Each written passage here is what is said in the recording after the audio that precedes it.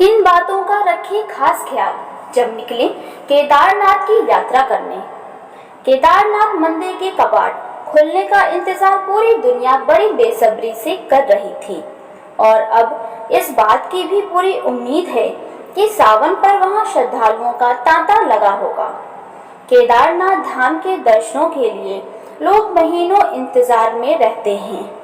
इसमें कोई दो राय नहीं है कि यहाँ जाना अपने आप में एक अलग अनुभव होता है। ये ऐसा है कि मानो शिव जी की कृपा इस मंदिर पर और यहाँ आने वाले श्रद्धालुओं पर बनी हुई है। केदारनाथ धाम हर तरफ से पहाड़ों से घिरा हुआ है।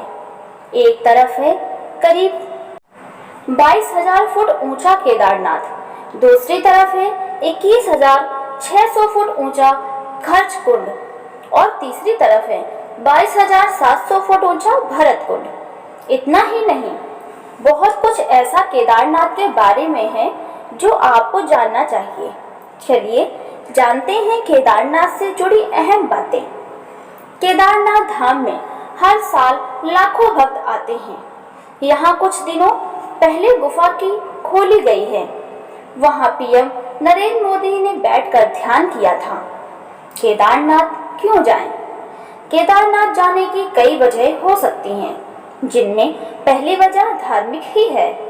केदारनाथ एक पवित्र तीर्थ स्थल है जहां भगवान शंकर का 11वां ज्योतिर्लिंग स्थापित है। यदि आप धार्मिक वजह से ना भी आए तो प्राकृतिक नज़ारों को देखने के लिए यहाँ आ सकते हैं, पर मौज मस्ती के उद्देश्य से यहाँ कभी नहीं आए। केदारनाथ कैसे जाएं? केदारनाथ की यात्रा सही मायने में हरिद्वार या ऋषिकेश से आरंभ होती है। हरिद्वार देश के सभी बड़े और प्रमुख शहरों से रेल द्वारा जुड़ा हुआ है। हरिद्वार तक आप ट्रेन से आ सकते हैं। यहाँ से आगे जाने के लिए आप चाहे तो टैक्सी बुक कर सकते हैं या बस से भी जा सकते हैं। हरिद्वार से सोनप्रयाग 235 किलोमीटर और सोनप्रयाग से गौरीकुंड 5 किलोमीटर। आप सड़क मार्ग से किसी भी प्रकार की गाड़ी से जा सकते हैं।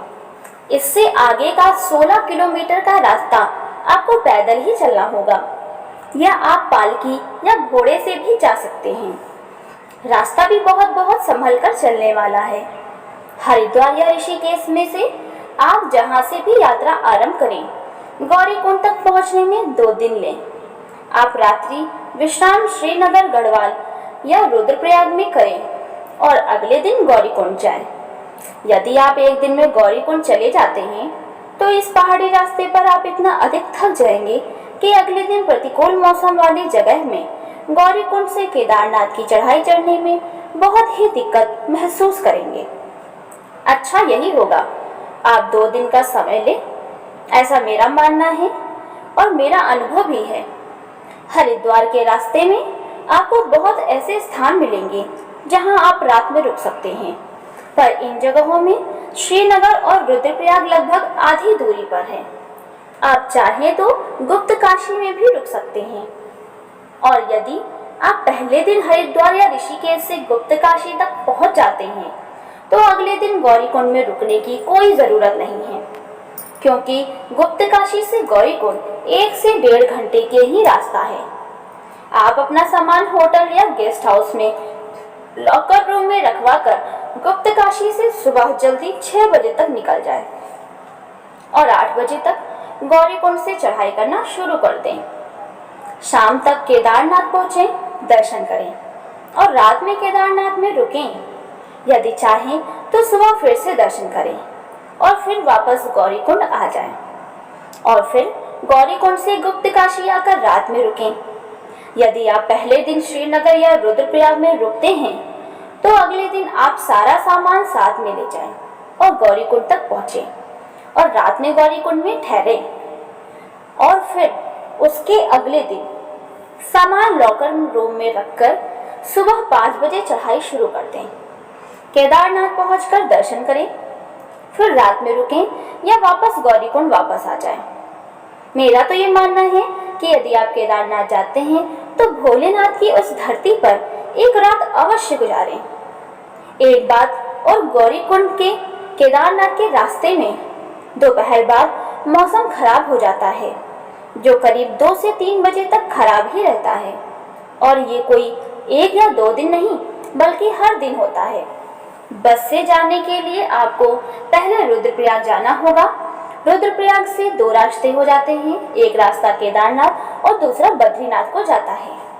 हरिद्वार या ऋषिकेश से बस मिलती है, जो देवप्रयाग रुद्रप्रयाग होते हुए चमोली जाती है और चमोली से गोपेश्वर तक जाती है। उसी बस से आप रुद्रप्रयाग तक का सफर कर सकते हैं। रुद्रप्रयाग से गौरीकुंड तक के सफर के लिए पहले जाना होगा।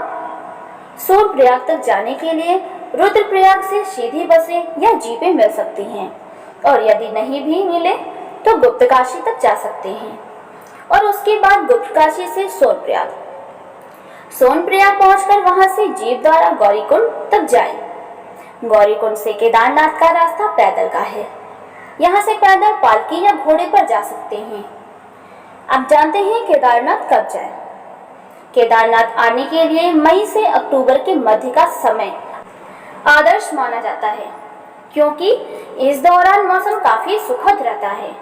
भारी बर्फबारी के कारण केदारनाथ के मूल निवासी भी सर्दियों में पलायन कर जाते हैं। वैसे भी ये मंदिर केवल गर्मियों में ही खुलता है।